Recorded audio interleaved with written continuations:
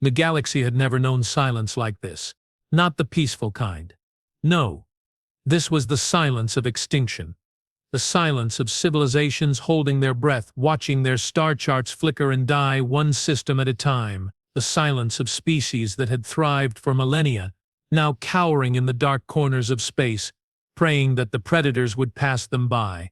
The predators had a name. The Krynn Dominion. They came from the outer rim, where the galactic arm twisted into a spiral of dead stars and forgotten nebulae. No one knew where they originated. No one cared anymore. What mattered was what they did, what they had done to 17 civilizations in the span of 2 cycles, 17 worlds reduced to ash, 17 species erased from existence. Their names nothing more than echoes in a database that grew longer with each passing solar rotation. The Galactic Coalition, a loose alliance of 43 sentient species, had tried to stand against them. They failed. The Krynn warships were monstrosities of biological engineering and dark matter propulsion, vessels that seemed to breathe and pulse as they tore through space. Their weapons didn't just destroy, they consumed entire fleets, vanished into writhing voids of energy that left nothing behind, not debris, not bodies, not even light. And now the Coalition was dying. On the bridge of the luminous Accord, Fleet Commander Zarthek watched the tactical display with all 4 of his eyes, each pair blinking independently as his mind processed the nightmare unfolding before him. The Vermin, his people, were a proud species. They had walked among the stars for 12,000 cycles, their society built on logic, mathematics, and the pursuit of perfect harmony with the universe. None of that mattered anymore. Commander, his second officer, Relenick, spoke from behind him, her voice carrying the musical cadence typical of their species. The defense grid at Thessara Prime is collapsing. Estimate 17 minutes until total breach. 17 minutes. Sandritzek's primary hands clenched the armrests of his command chair. His secondary hands moved across the holographic interface, pulling up the data he already knew by heart. Thessara Prime, population 800 million. Home to 3 coalition species, the cultural heart of the southern quadrant. Gone in 17 minutes. Has the evacuation 42% complete? Relenix interrupted, her voice cracking despite her training. The civilian transports they're not fast enough, Commander. The Krynn Vanguard is already entering the atmosphere. On the main view screen, the planet rotated slowly, serene and beautiful. A jewel of blue and green against the black. From this distance you couldn't see the fires. You couldn't hear the screaming. But Zarthek could imagine it. He had seen it before. At Calvara, at Orant Station, at the Yulian colonies. Send the distress signal, he said quietly. Relenix's entire body went still. Commander? To whom? That was the question, wasn't it? The Coalition fleet had been shattered at the Battle of Crimson Reach 3 cycles ago. What remained was scattered across a dozen systems, outgunned, outmatched, running on fumes and desperation. Every available ship was already committed to holding the line, or what was left of it. There was no cavalry coming. To anyone, Zersiak said, his voice hollow. To everyone. Broadcast on all frequencies. Coalition encrypted channels. Open civilian bands. Even the old emergency protocols from the archive wars. Sir, those haven't been used in— Do it. Relenix hesitated, then bowed her head in the Brennan gesture of solemn compliance. Her fingers danced across her console, and moments later the transmission began. It went out across the quantum communications network. Riding faster than light relay buoys that had been placed millennia ago by species whose names no one remembered. It rippled through subspace, touching every receiver, every listening post, every ship within 50 light-years. This is Fleet Commander Zarthek of the Galactic Coalition vessel Luminous Accord. Thessara Prime is under siege by Krynn forces. Civilian evacuation incomplete. Military forces decimated. To any ships receiving this transmission, we are requesting immediate assistance. Coordinates attached. This is not a drill. This is a final distress call. To anyone who can hear this, please, help us. The message ended. The bridge fell silent.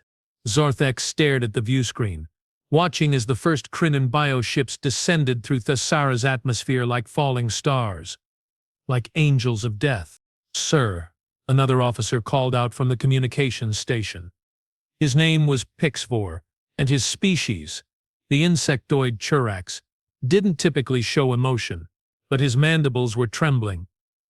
I'm receiving responses to the distress call." Zerthek's hearts, both of them, skipped a beat. "Responses? From everywhere, sir. Coalition remnant fleets, civilian transports, independent merchants, even a few unregistered vessels." Pixvor paused, his antennae twitching. "All of them are saying the same thing, which is, we cannot assist. We're too far. We're too few. May your spirits find peace in the void." The words hit like a physical blow. Zarthek closed all four eyes. So this was how it ended.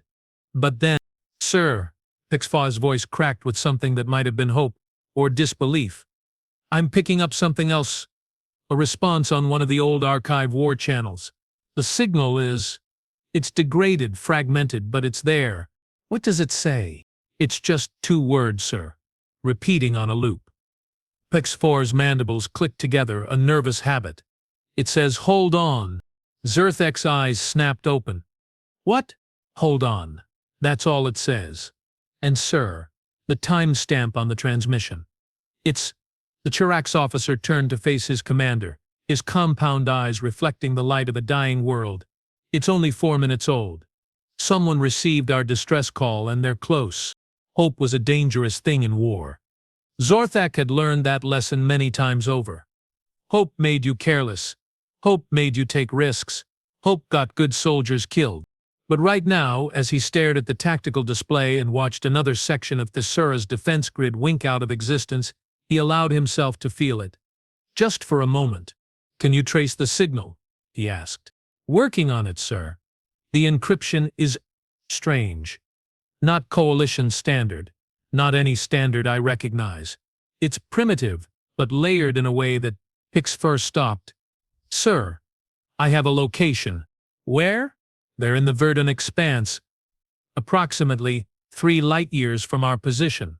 3 light-years. Even at maximum FTL, that was 30 minutes away. Too far. Unless— "Sir," Relenix called out, her voice sharp with alarm. "New contacts on the edge of the system. 3, no, 5 signatures. They just dropped out of FTL." Zersek's blood ran cold. "Krynn reinforcements. Unknown. They're not broadcasting IFF signals. They're not—" "Wait." She leaned closer to her console, her melodic voice dropping to a whisper. "Commander, these ships, their configuration, their energy signatures, they're not in the Coalition database." "Then what are they?" "I don't know, sir, but they're accelerating toward Thessara Prime at velocities I've never seen from vessels that size. And, sir," she looked up, her eyes wide, "they're decelerating. Hard. They're going to enter combat range in less than 7 minutes." Sir Terek stood, his full height nearly touching the low ceiling of the Rin-designed bridge. "Preferred line. Designed bridge. Open a channel. Demand identification." "I'm trying, sir. They're not responding to any standard hails." "Wait. Signal incoming. Audio only. Put it through." There was a burst of static. Then a voice. It was rough, gravelly, spoken in Galactic Common, but with an accent Zarthak had never heard before. Harsh consonants, clipped vowels, a rhythm that felt almost aggressive. "Coalition vessel Luminous Accord. This is Captain Olivia Kane of the Terran Expeditionary Fleet, destroyer Defiant. We received your distress call. We're inbound to your position. Recommend you pull your people back and let us work." "Terran." The word meant nothing to Zarthek. "Relenix," he said slowly. "Search the database." "What is a Terran?" Her fingers moved rapidly across the holographic interface. Seconds passed. Then minutes. "Commander," she said finally, her voice uncertain. "I found something. A single entry. It's ancient. Pre-Coalition. From the archive era, over 6,000 cycles ago." "What does it say?" It's a quarantine notice, issued by the Precursor Council, an organization that predates even the First Coalition. The notice warns against contact with a species designated as Terran. Classification: Deathworld origin. Psychological profile: extreme aggression, persistence, adaptability. Threat level. She paused, her voice barely audible. Threat level: unquantifiable. Recommendation: avoid contact. Do not engage. Do not provoke. Zarthek stared at her. That's impossible. No species from the Archive era still exists. They all— Sir, Pix4 interrupted. The unknown vessels are entering visual range. The view screen shifted, and Zarthek saw them. 5 ships, sleek and angular. Their hulls a dark gray that seemed to drink in the light. They moved with a predatory grace, cutting through space like knives. No biological components, no elegant curves. These were machines, brutal, efficient, designed for one purpose and one purpose only: war. The lead ship, the Defiant, banked hard to starboard, its engines flaring with a blue-white intensity that made the sensors scream warnings. It dove toward Thessara Prime, toward the Krynn bioships that were already beginning their planetary bombardment. And then it opened fire. The weapons were unlike anything Zarthek had ever seen. No plasma lances, no disruptors, no void cannon. Just solid projectiles moving at relativistic speeds, each one a streak of light that punched through the Krynn vessels like they were made of paper. The kinetic impacts generated explosions that lit up the planet's upper atmosphere, cascades of energy that registered on every sensor in the system. One Krynn bioship exploded, then another, then 3 more. In the span of 30 seconds, the Terran ships had destroyed more Krynn vessels than the Coalition fleet had managed in 3 cycles of warfare. On the bridge of the Luminous Accord, no one moved, no one spoke. They simply watched as the impossible unfolded before their eyes. And then, as the last Krynn bioship in the immediate area disintegrated under a barrage of railgun fire, that same rough voice came over the comm. Coalition ship. This is Captain Kane. We're clearing the orbital space now. Get your people out. We'll hold the line. Zarthek found his voice.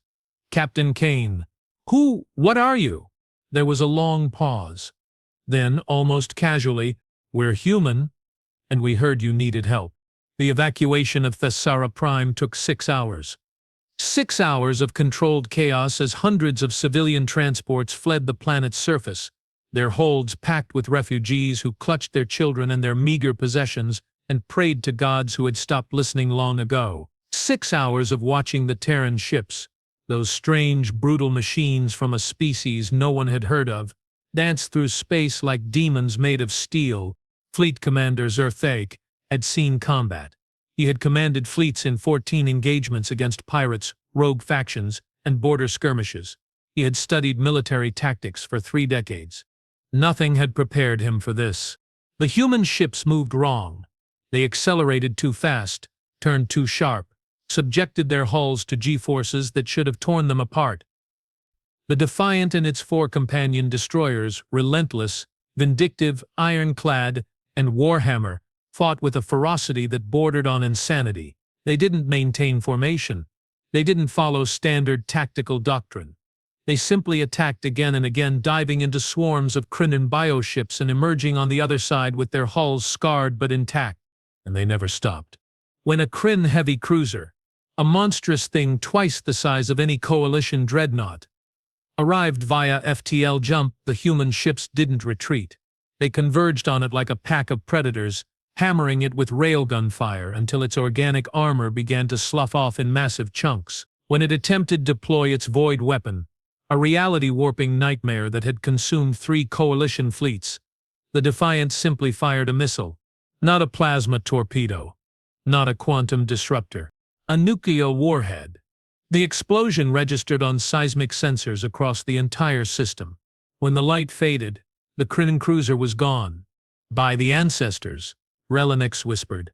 They destroyed it. In one shot. Zarthek couldn't respond. His minds, all 3 of them, were racing, trying to process the implications. Nuclear weapons were ancient technology, abandoned millennia ago by every civilized species. They were crude, inefficient, and left behind radiation that poisoned worlds for generations. But they worked. The battle raged for another 2 hours. More Krynn ships arrived, drawn by the distress signals of their dying kin. The humans met each wave with the same brutal efficiency. They didn't retreat. They didn't negotiate. They simply fought. And slowly, impossibly, they won. By the time the last evacuation transport cleared Thessara's orbit, the space around the planet was littered with the wreckage of Krynn bioships, twisted chunks of organic matter and dark matter conduits leaking strange fluids into the void. The human ships floated among the debris, their hulls scarred and blackened but still operational. Zarthek opened a channel. Captain Kane, the evacuation is complete. All civilian vessels are clear of the combat zone. The response came immediately. Good. We're pulling back now. Recommend you get your ship to a safe distance. The Krynn will send reinforcements. Captain, I must speak with you. Face to face. We need to understand. Not now, Commander. We have wounded, and we need to rearm. A pause. But yeah, we need to talk too. Give us 12 hours. We'll meet you at coordinates I'm sending now. Kane out. The channel closed. Zarthek stared at the coordinates appearing on his display. They pointed to a location deep in the Vardan expanse, far from any established trade routes or inhabited systems. Sir, Relenix said quietly. What are your orders?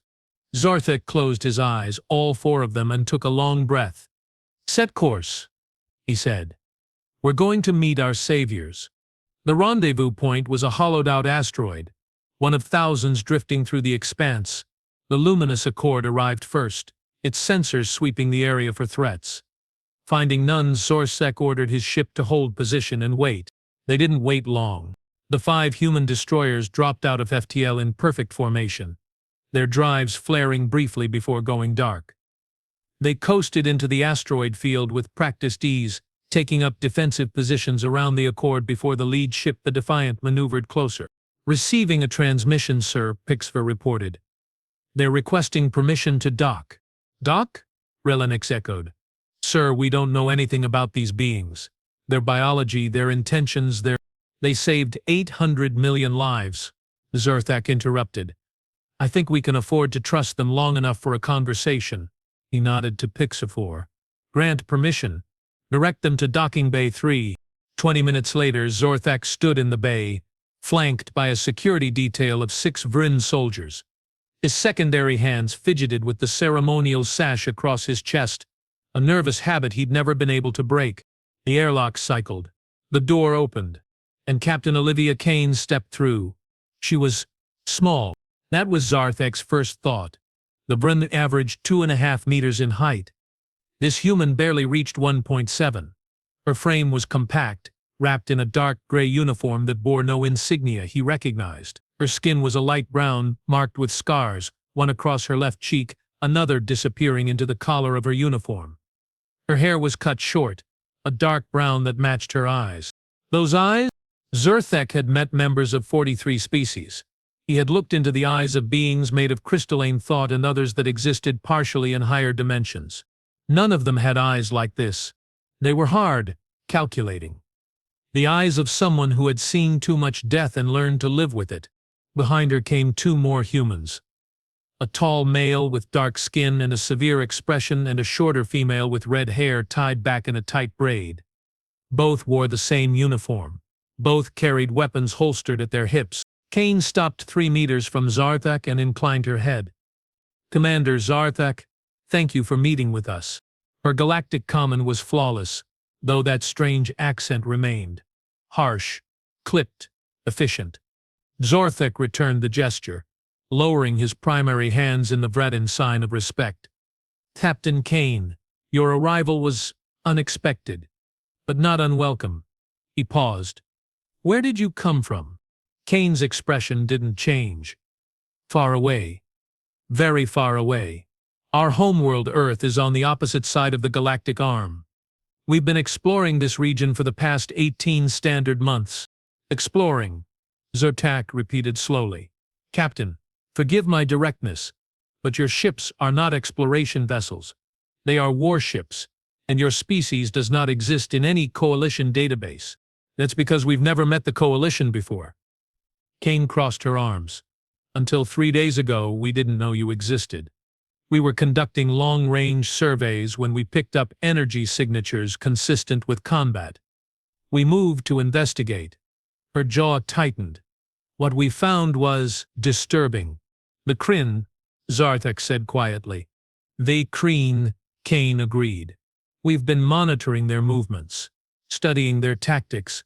They're efficient, ruthless, and they're winning." She looked directly at him. "Why haven't you stopped them?" The question was blunt, almost insulting. But Zarthek understood it wasn't meant as an insult. It was a genuine question from someone who didn't understand the reality of Coalition warfare. "We have tried," he said softly. 17 times we have tried. We have thrown fleets at them. Weapons, strategies. Nothing works. They adapt faster than we can respond. They consume our ships and use the resources to build more of their own. We are losing, Captain Kane. Not slowly, quickly, inevitably." Kane was silent for a long moment. Then she said, "What if I told you there's a way to stop them?" Servac's primary heart skipped a beat. "I would say that I have heard such claims before, from military strategists far more experienced than either of us. None of them were correct." "I'm not a strategist," Kane said. "I'm a soldier, and soldiers deal in reality, not theory." She gestured to the male human behind her. "This is Commander Jackson Hayes, my tactical officer. Hayes, show him." Hayes stepped forward and produced a data pad. He tapped a few commands and a holographic projection sprang to life. A three-dimensional map of the Krynn invasion routes. "We've been tracking their movements for 72 hours, Hayes said, his voice deep and measured. "They're not random. They're following a pattern, hitting systems with specific resources. Rare elements, biological samples, energy-rich environments." Zarthek studied the map. "Yes, we know this. We assumed they were simply opportunistic, taking what they needed for their war machine. That's what we thought too," Hayes continued. "But then we noticed something else." He zoomed the map outward, showing the larger galactic structure. "Every system they've hit so far, they're all connected by a network of ancient relay stations. Pre-Coalition tech probably left over from some long-dead civilization. The Archive era," Relenick said from behind Zarthek. "Those relays are over 6,000 cycles old. Most of them don't even function anymore." "Most," Hayes agreed. "But some do, and the Krynn are using them." He highlighted a cluster of systems near the galactic core. "This is where they're going. We're sure of it." Zarthek stared at the projection. "What's there?" Kane and Hayes exchanged a glance. "We don't know," Kane admitted. "But whatever it is, it's important enough for them to burn through 17 civilizations to get to it." She leaned forward, her expression intense. "Commander, we need to stop them before they reach that location. And to do that, we need your help." "My help?" Zarthek almost laughed. "Captain, my fleet consists of 1 damaged cruiser and a handful of support vessels. What could I possibly offer you?" "Information," Kane said simply. "You know this region of space. You know the Coalition's resources, its strongholds, its people. We don't." Her eyes narrowed. "And more importantly, you know how to survive. Your species has been fighting this war for 3 cycles. You've lost, but you're still here. That tells me something." "What?" "That you're tougher than you look." It was such a simple statement, almost dismissive, but Zarthek heard the respect beneath it. He straightened, his secondary hand smoothing his sash. "What do you propose, Captain?" "A joint operation," Kane said. "We pool our resources. You provide intelligence and coordination with the Coalition remnants. We provide firepower and tactical support. Together we hit the Krynn where it hurts, cut off their supply lines, disrupt their advance, buy time for the Coalition to regroup. And if we fail..." Kane's expression didn't change. "Then we die fighting. But at least we die standing." Zarthek looked at her, at this small, scarred human who spoke of death with the casual certainty of someone who had walked beside it for years. And he made his decision. "Very well," he said. "I will contact what remains of the Coalition fleet. We will coordinate our forces." He paused. "But I must ask, Captain, why are you doing this? This is not your war. Your people owe us nothing." For the first time, Kane's expression softened, just slightly. "Commander," she said quietly, "where we come from, there's an old saying. The only thing necessary for evil to triumph is for good people to do nothing." She met his eyes. "We heard your distress call. We heard someone begging for help, and we decided that wasn't something we could ignore." She extended her hand, a human gesture Zorthak had never seen before. "So let's make sure it wasn't in vain." Zorthak hesitated, then reached out with his primary right hand and grasped hers. Her grip was strong. The alliance was formed. Over the next 6 solar rotations, Zorthak worked tirelessly to bring the scattered coalition forces together. It wasn't easy. Trust had been shattered by too many defeats, too many losses. Many commanders refused to believe that salvation could come from an unknown species. But then Kane shared the tactical data from Thessara Prime. The recordings of 5 human ships decimating a Krynn fleet. The weapon analyses showing technology that shouldn't exist. Slowly, reluctantly, the Coalition began to hope. 14 ships answered the call. Not a fleet, barely a flotilla, but it was something. The plan was audacious to the point of madness. The Krynn were pushing toward the Helix cluster, a dense grouping of stars near the galactic core. To reach it, they would pass through the Corvin Strait, a narrow corridor of navigable space flanked by unstable nebulae and gravitational anomalies. It was the perfect place for an ambush. "We hit them here," Kane said, pointing to a holographic projection of the Strait.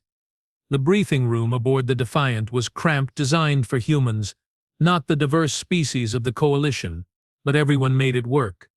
"The nebulae will mask our sensor signatures. We let them commit to the corridor, then collapse on them from all sides. A pincer maneuver," Zorthak mused. "Classic. Effective. But risky. If they detect us before we spring the trap." "They won't," Hayes interjected. "We'll seed the nebulae with stealth drones. If they start scanning too aggressively, we'll know. And if they bring reinforcements," Kane's smile was cold, "then we'll kill those too." The room fell silent. It was Relenex who finally spoke. "Captain Kane, forgive me, but your confidence, your aggression, it's not normal. Among the Coalition species, warfare is a regrettable necessity, a last resort. But your people seem to embrace it." Kane's smile faded. "We don't embrace it. We understand it." She leaned back in her chair. "Humans come from a Deathworld, Commander. Our planet tried to kill us for 300,000 years. Ice ages, supervolcanoes, predators that could swallow us whole. We survived by being stubborn, by refusing to quit, by learning that sometimes the only way to protect what you love is to destroy what threatens it."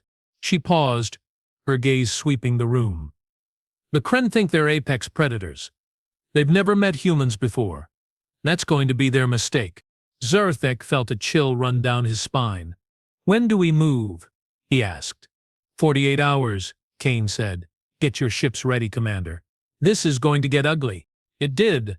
The Krynn fleet entered the Corvin Strait exactly on schedule. 37 bioships, including 4 heavy cruisers and 2 massive carriers that pulsed with sickly bioluminescence. They came in confident, arrogant, and they walked straight into hell. The Coalition ships struck first, erupting from the nebulae on the flanks and pouring fire into the Krynn formation.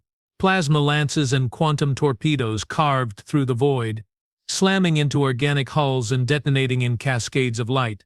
The Krynn reacted instantly, their ships wheeling to face the new threats. Void weapons spooled up, reality itself warping as they prepared to unleash their terrible power. And then the humans arrived. The 5 destroyers came from above and below, diving through the 3-dimensional combat space like sharks. Their railguns spoke in thunderous rhythm. Each shot a hypersonic projectile that punched through Krynn armor as if it weren't there. The Defiant led the charge, its hull glowing with heat from atmospheric friction it hadn't even encountered. Kane's voice boomed across the tactical network. "All ships, weapons free. Give them hell. And they did. The battle became chaos, a swirling melee of ships and weapons and death. The Krynn fought back with desperate fury, their bioships lashing out with tentacles of dark matter and void cannons that erased chunks of space. But the humans were relentless. When the Warhammer took a direct hit from a void weapon and began to list, its captain, a grizzled woman named Rodriguez, simply rammed her ship into the nearest Krynn carrier. The collision generated an explosion visible from 3 light-years away. When the Krynn heavy cruisers tried to form a defensive screen, Hayes coordinated a missile barrage that saturated their point defense systems. Nuclear fire bloomed in the void, and when it cleared, only wreckage remained. The battle raged for 4 hours, and when it ended, 31 Krynn ships were destroyed. 6 escaped. The Coalition had lost 3 vessels. The humans had lost 1. It was a victory. A real, tangible victory. For the first time in 3 cycles, the Coalition had won.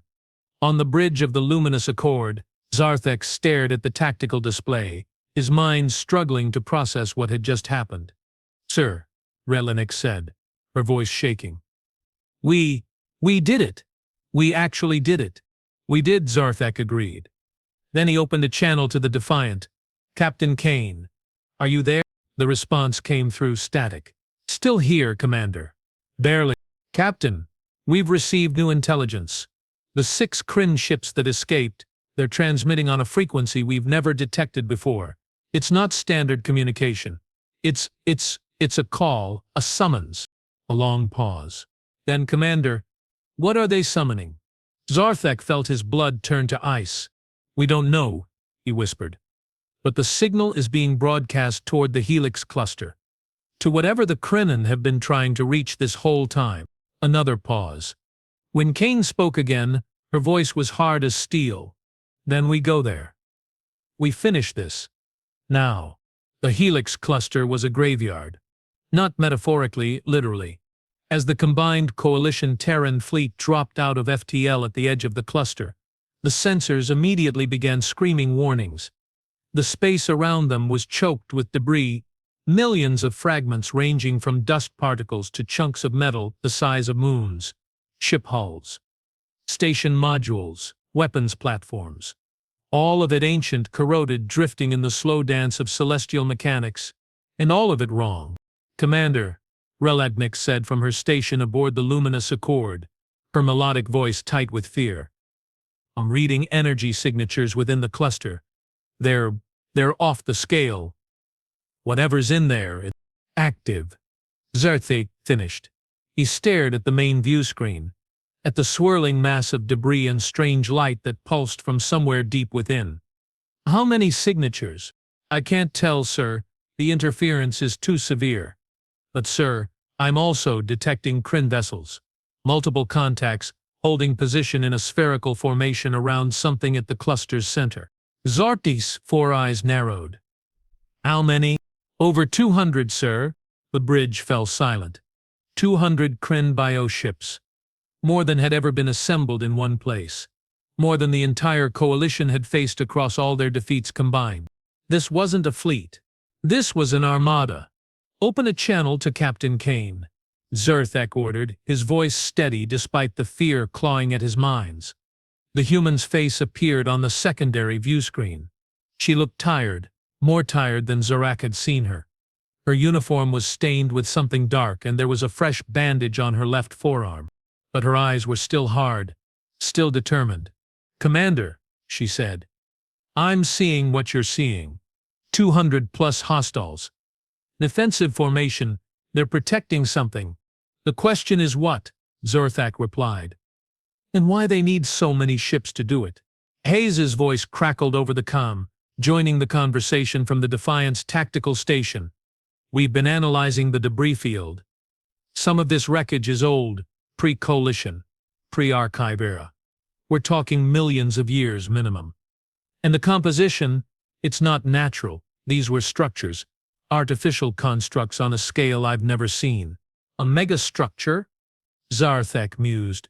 "But why would the Krynn want—" "Sir," Pix4 interrupted, his mandibles clicking rapidly.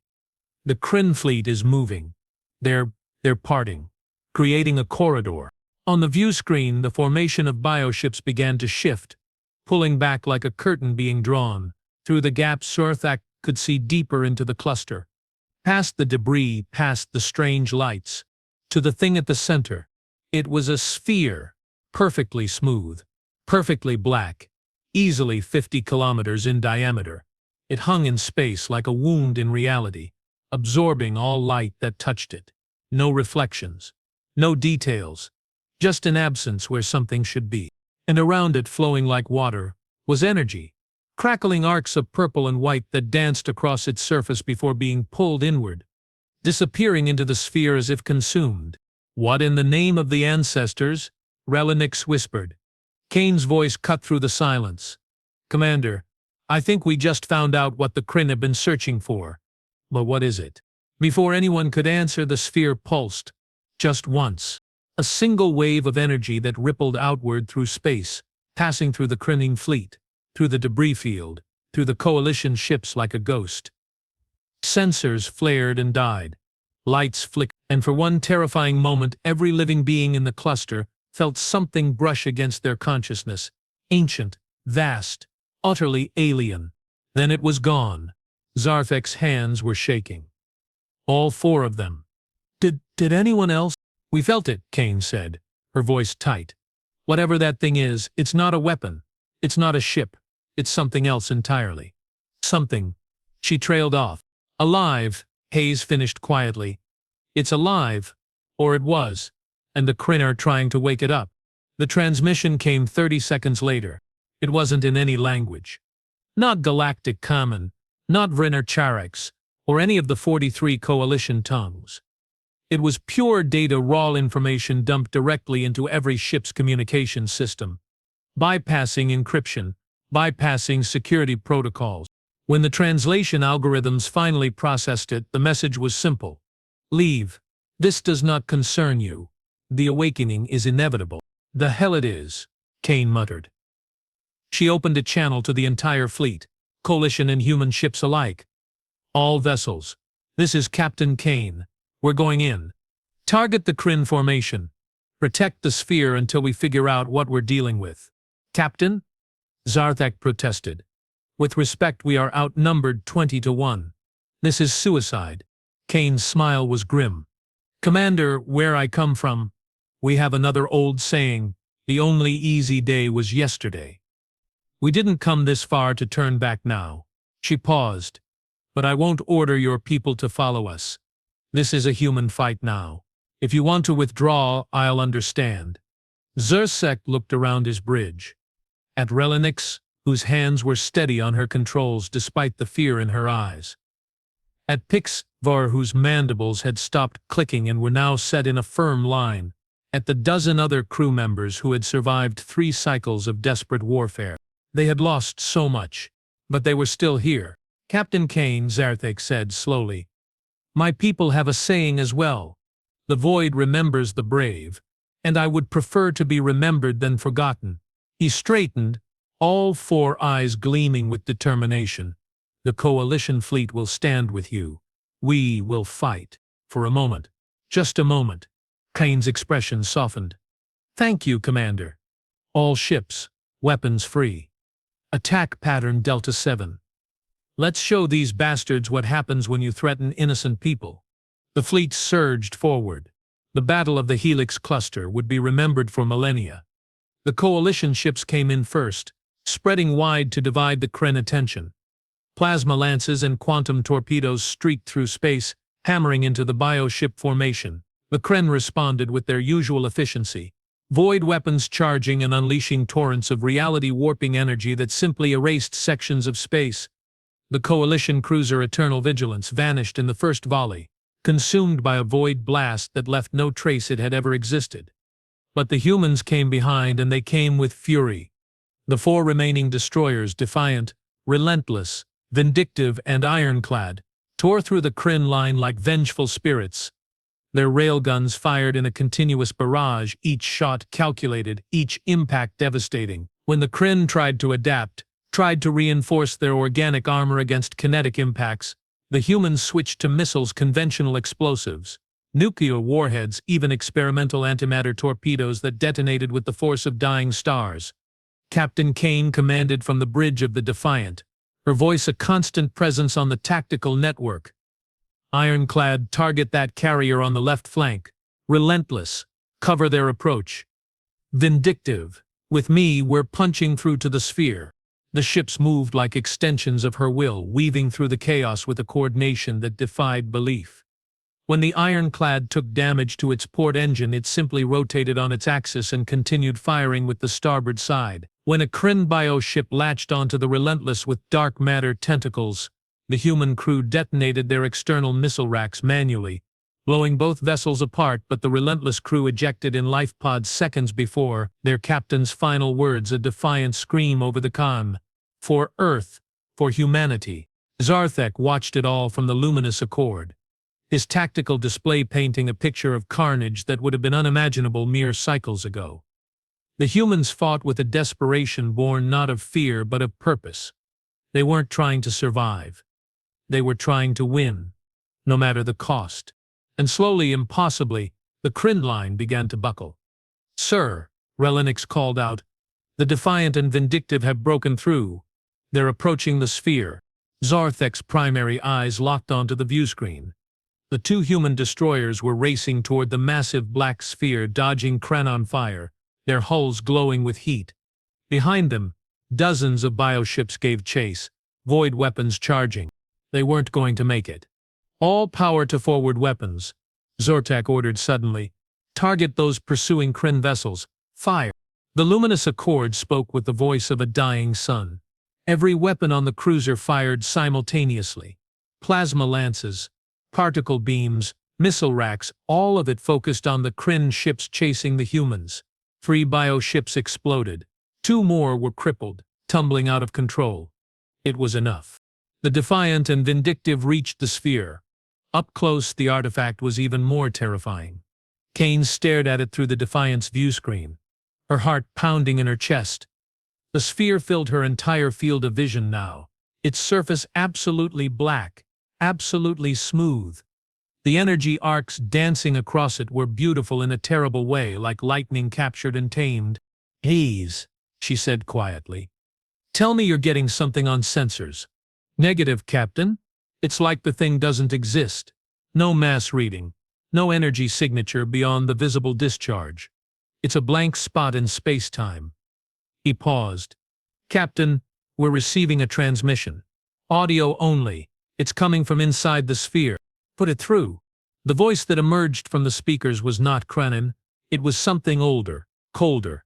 It spoke in Galactic Common, but the words felt translated, as if the being speaking them thought in concepts that language could barely contain.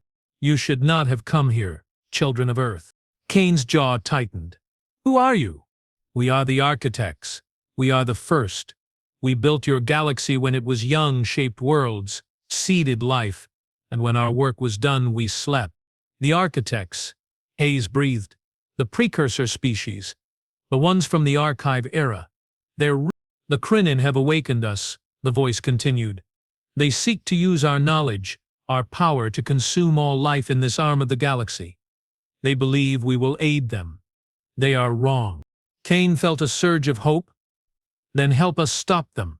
There was a long silence. Then, "We cannot. Like our time has passed. We slept because we knew our existence had become a danger to the younger races. Our technology, our knowledge, it would destroy you as surely as any weapon. The Kryans' awakening of us has already begun, a cascade that cannot be stopped." "What cascade?" Kane demanded. "What happens if you fully wake? This sphere is not a ship. It is a gate, a doorway to the dimension where our consciousness resides. If fully opened, it will pull in everything within 10,000 light years. Matter, energy, life. All of it will be consumed to fuel our return." Kane's blood ran cold. "How long?" "3 of your hours. The process has already begun." "Then we destroy it," Kane said flatly. "We destroy the sphere and stop the process. The sphere cannot be destroyed by conventional means. It exists partially outside your reality. But," the voice hesitated, An oddly human trait in something so alien. There is one way. The sphere's power core lies at its center. If that core is destabilized, the entire structure will collapse into the higher dimension, sealing the gate permanently. How do we destabilize it? You must enter the sphere, reach the core, and overload it with sufficient energy. The explosion will be catastrophic. Anything within 5 light minutes will be destroyed. Kane closed her eyes. 5 light minutes. That covered the entire cluster. Every ship, every soldier, everyone who had come here to stop this nightmare. He spoke quietly from behind her. Captain, if we do this, there's no escape. No one survives. I know. She opened her eyes and looked at her crew. At Hayes, who had served with her for 12 years. At Lieutenant Chen at the helm, who had a wife and 2 kids back on Earth. At Ensign Park at Communications, barely 23 years old. They looked back at her, and every single one of them nodded. All ships, Kane said into the comm, her voice steady. This is Captain Kane. The sphere cannot be stopped from outside.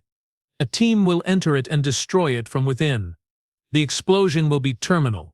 Any ship that remains in the cluster will be lost. She paused. Coalition vessels, I'm ordering you to withdraw immediately. Get as far from here as possible. This is humanity's fight to finish. Zerthak's voice came through immediately. Captain Kane. With respect, no.